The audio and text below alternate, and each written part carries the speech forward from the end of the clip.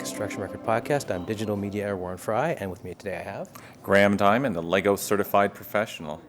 And we're here because you've built Amazon's The Post, which is a project that's currently in real life being built, but you've built a Lego version of it that is quite impressive. I'm looking at it. We'll have pictures and a story on the website.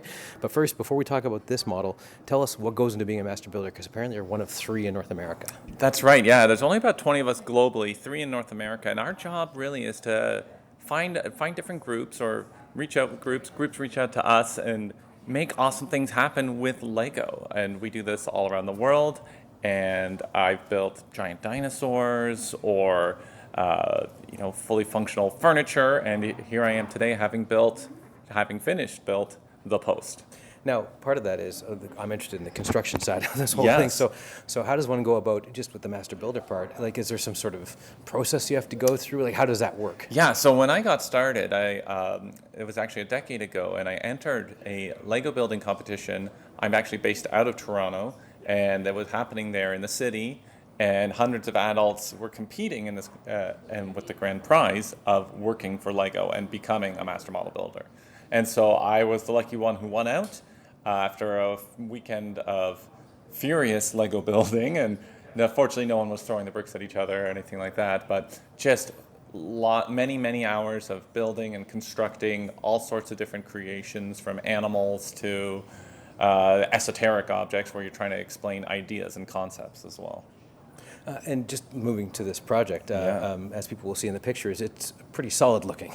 Yes. And even the base itself looks a little intimidating. So maybe we go into how you built the quote-unquote foundation of this thing. Yeah, certainly. In fact, as mentioned, we started this on the September 23rd, which was about 10 days ago.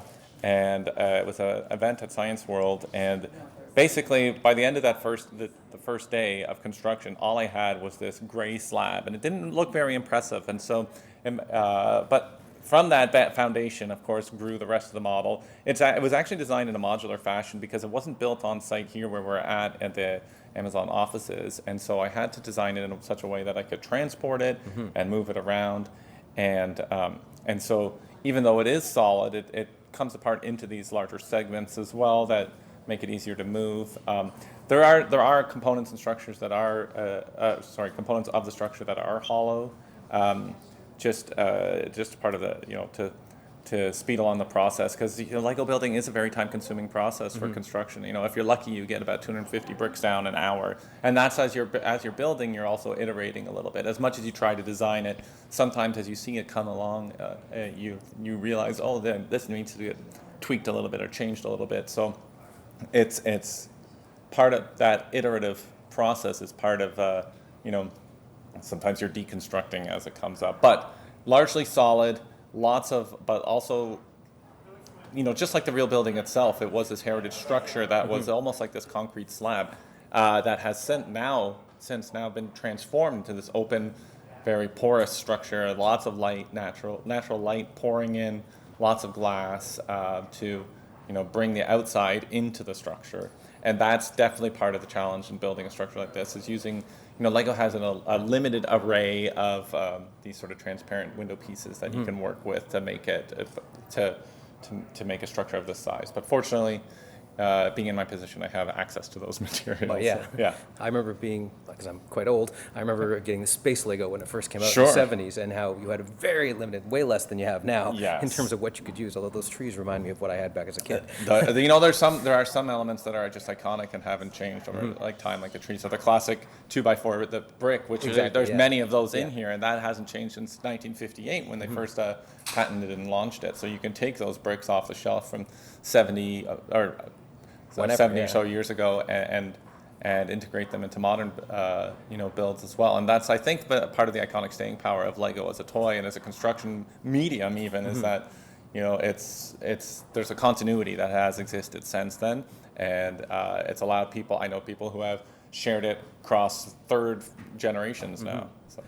Just in terms of continuity, what you've got here, and just like the real building, there's a heritage facade at the bottom, which is the original post building, and then on top there's all these glass towers, and like you said, there's open spaces and all the rest of it. The facade part, how difficult was that to reproduce it? I'm sure you couldn't get it exactly right because it's abstract, because it's Lego, but you came as close as I've ever seen anybody do it. Certainly, and yeah, it's all about, part of it is just, making sure that you're using the right elements that, even if you're not necessarily directly replicating it, it'll still decode as that object. And that's certainly the approach I took to the whole structure, is that, it's the Lego model, there's already a great architectural model that exists of this building, and it's fantastic. The Lego model is designed to be more of a caricature, something that, and it tells the story in a different way, a little bit more playful, a little bit more fantastical, and certainly that's captured even in the crest. There's a bas-relief on the other side there of a postal worker who's active, walking down the street with their satchel, and it's about playing with the right pieces and making sure that whatever way you combine those elements, that it's you're able to look at it, and at a glance you can say, aha, that is those are the geometric shapes. The human brain is wired to interpret things, to find meaning in things as well. So it's Lego. The Lego does some of the lifting. I got a part, but the brain is we're already geared towards making sure that whatever I put together, you're going to be able to interpret. Now, besides that, did you use architectural plans? Did you have, how much access did you have to the actual construction as it happened, or to what their plans were going to be, or what? Or how did Amazon help you with that? Because they're part of this process too. Yeah, no, that's a great question. So yeah, all the partners of the project, the architects, MCM, Quadrille, the developers, and Amazon, they've all been super helpful in sharing information. And the emphasis on this building is openness and community, and certainly that's been my experience in working with all these partners, is it's really been a community effort. Getting into the building, I was fortunate to have access to the inside the building, doing a tour. I'll get all my proper PPE on, so I can, my hard hat, and go to the top of the building, check out where these amazing features like the dog runs, the community gardens, the basketball court that they're integrating. All of which are here. They've all been integrated into the building now as well. And so, getting that access to all the architectural renderings, the renderings and the floor plans, so that way, my goal isn't to replicate it, but, it's certainly helpful to understand, okay, how is this transitioning? How is it shifting from floor to floor and level to level? So that way I know that I'm, able to capture it to an extent that when you look at it, you're like, okay, yes, it is evoking that proper shape. And I see there's people, if you peer inside, there's people on the inside, little mini Yes. and what have you. So how difficult was it to have planned that out in the first place, and then have to surround them with quote unquote glass? Yeah, no, well, actually, I approach it definitely with the structure first, and so the glass was already all there, and then I work on it. It's almost like when you do a puzzle, and a lot of people, classic strategies, you do the edges and you work your way in. Yeah. And same style of approach here, where I try to get the key components of the structure, and then it's a refinement, it's iterative, and then you work down to the details. Some of those, the most nitty-gritty of the details, like those crests, like the bas-relief, like the dog park on top, where you get more complex curved shapes.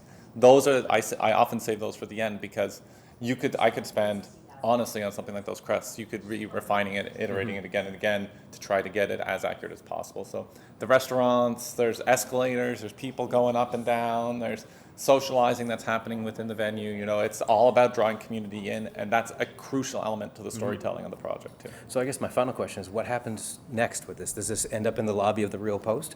It's going to have a bit of a life here at where we're at right now, and Amazon's current offices.